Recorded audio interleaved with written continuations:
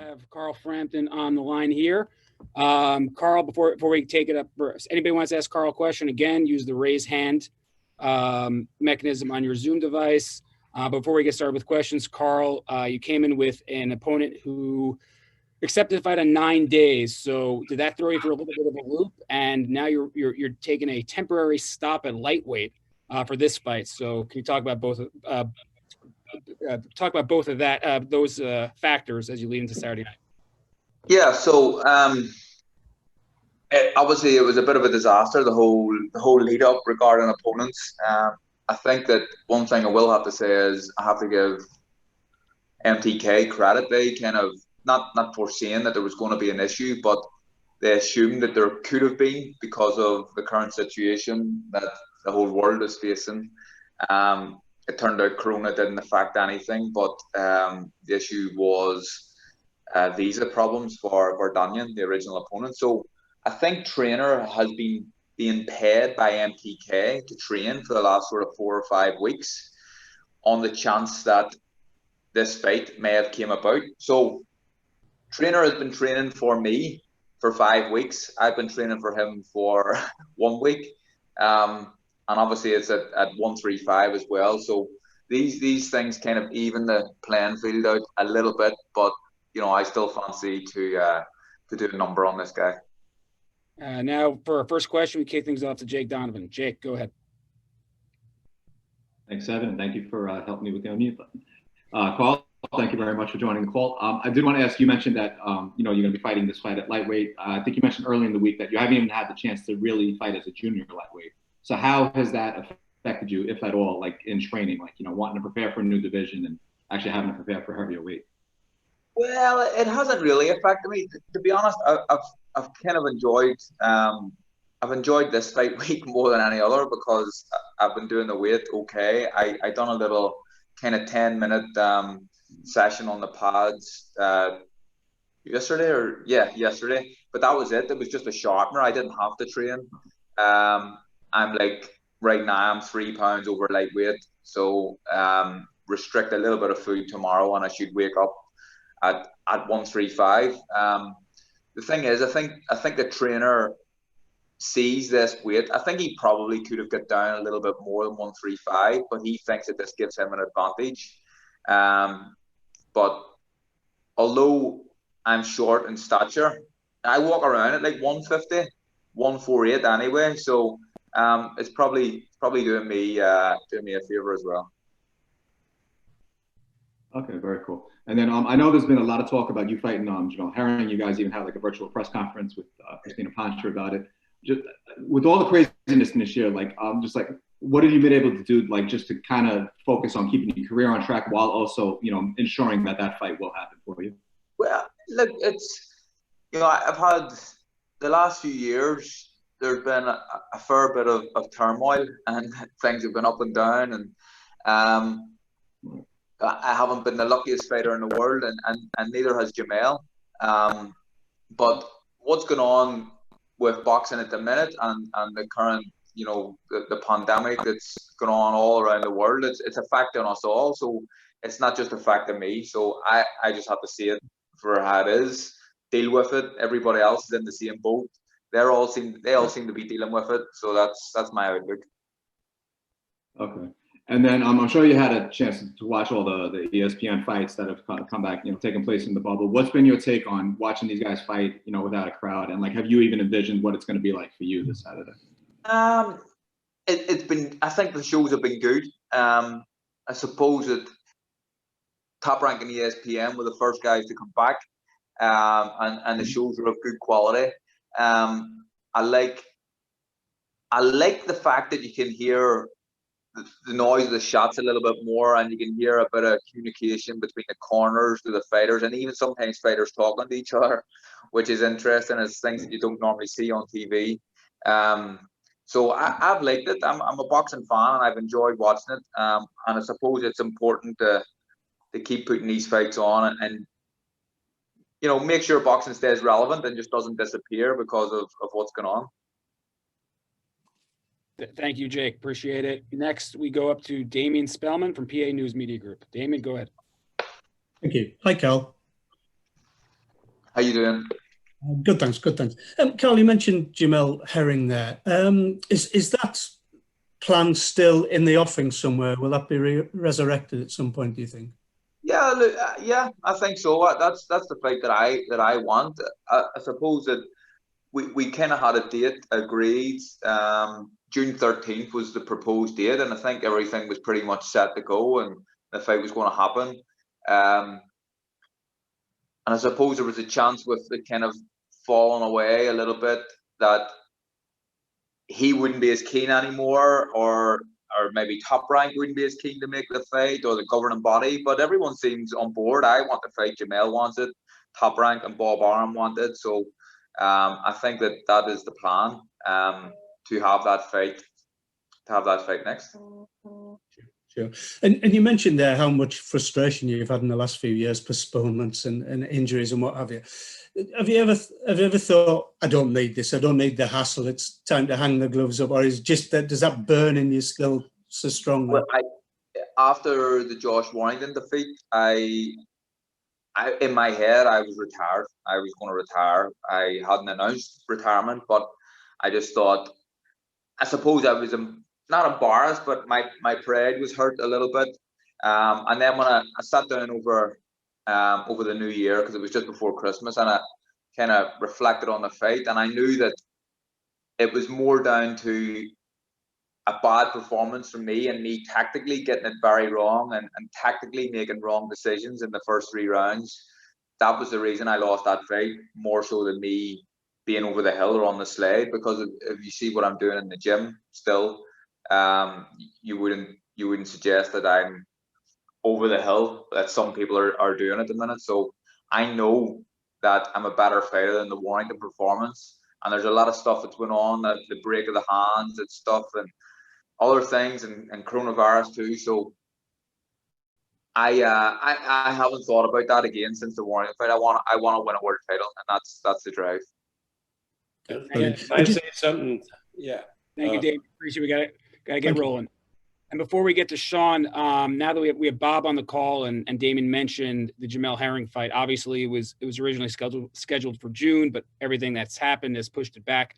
Bob, what are your thoughts in terms of the logistics of getting a Frampton Herring fight done? Should both Carl be victorious on Saturday and Jamel victorious in September? Jamel Herring will defend his title against Oquendo. Finally, we'll get that off. We had 2 postponements because of this coronavirus. But that fight will happen September 5. And if Jamel is successful, and if Carl is successful on Saturday, I have a date picked out in November where they'll fight for the title. That's done. I mean, everybody's on board. You know, one thing I can't control is the virus, but I mean, we're going to do that fight in November. It may very well be another bubble fight. In other words, with no fans. I know we'll have to get Carl over to the States to do it. But you can count, both guys win these interim fights. You can count on a world title fight between Herring and Frampton in November. Exactly what I wanted to hear. Thanks, Bob. Yeah, no, music to all of our ears. And now, on that note, we kick it off to Sean Zattel. Sean, you're up. What's up, Carl? How you doing? Good. Against Darren Trainer, I know you said you fancy yourself to do quite the job on him. We know you got great skills. Are you trying to just showcase all the tools against him, just put on that kind of performance, or are you going in there with a game plan to build on things that you feel you'll need to do heading into a Herring fight? No, not really. People have asked me this question, you know, do I want rounds and stuff? And look, whatever happens in the fight. If I get the opportunity to take this guy out in, say, the first 30 seconds, I will do that. So I don't need rounds at this stage of my career. I've fought plenty of rounds. I know how to fight. I just need to win this fight and then focus on the Jamel Herring fight. And then also, I'd be remiss not asking, of course, about Santa Cruz. you know, it's not in the cards now. There's a huge fight with Herring on the horizon, but he did promise you to your face after that great rematch that you one day would do the third fight, and then we saw what happened. Do you think that you even still want that fight before you retire? And does he have any chance against Tank Davis to pull that off?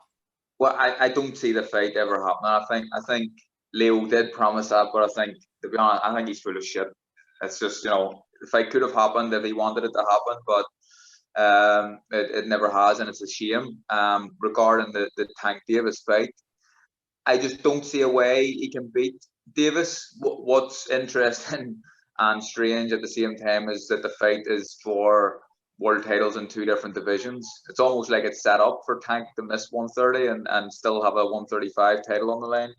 But I watched him on the Wilder Ortiz undercard, Santa Cruz, and I don't think he didn't look like the fighter that he once was, and I just can't see a way that he beats Tank. Yeah, but if because it looked like he had his best fight in the 2 fights he had with you, especially that rematch. You think even if he can come in at the level he did in that rematch with you, where he used his length and all those things, maybe he could pull it off at? Well, potentially, and I think the more the fight goes on, the better chance he has. But I just it's hard for me to see a winner other than Davis here. Thank you, Sean. Now we kick it off to JR Bell. JR, go ahead. Greetings there, Carl. First question, seeing as you were, walking around at 148, and now, coming down to 135, like, how is it just going down to just about, 13 pounds instead of the 130 for this particular fight?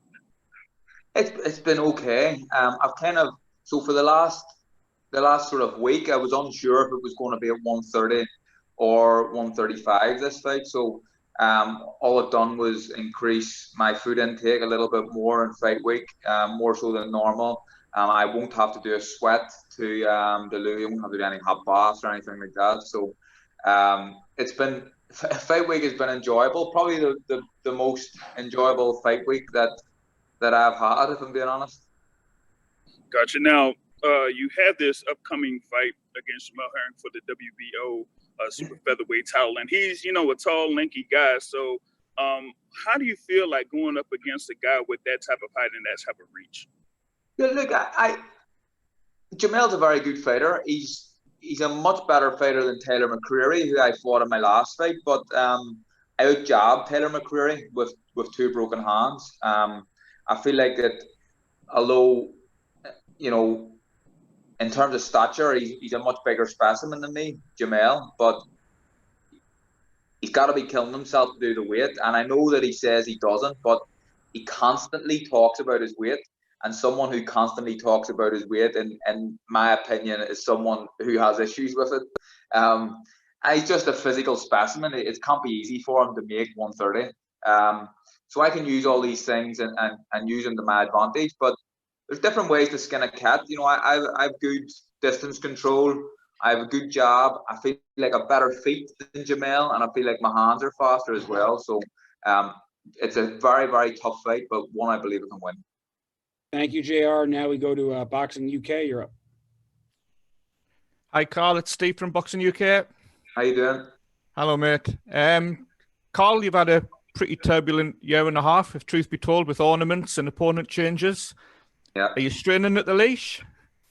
Well, look, it has been frustrating, but I like to think that I'm a relaxed enough type of character, and I'd always believed that I was going to get a fight, even though 2 weeks ago things were up in the air as to what was going on. But I knew that Top Rank and Frank and MTK would have sorted something out. So it was a little bit frustrating, but I'm okay and I'm over it. Good, man. We've just heard Bob say about the Herring fight in November. From your perspective, Carl, is that almost like now a pinnacle, or are you looking, if you get past Herring, that you'll be looking for rematches? Or I saw Shaka Stevenson calling you out last week. Are you hoping to go on a long run as a champion again?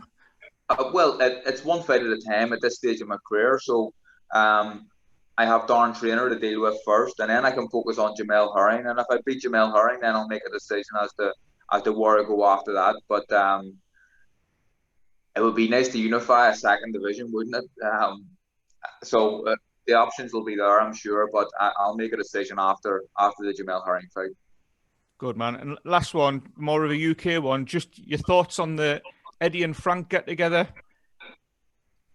I think it's good for boxing. It's good for boxing in the UK. Good for, I suppose, boxing globally as well. But proof is in the pudding. Hopefully they can get some of the top stars of both stables together to make the fights. But it seems the initial chat between Frank and Eddie seemed positive. So hopefully we can see some cross promotional fights taking place.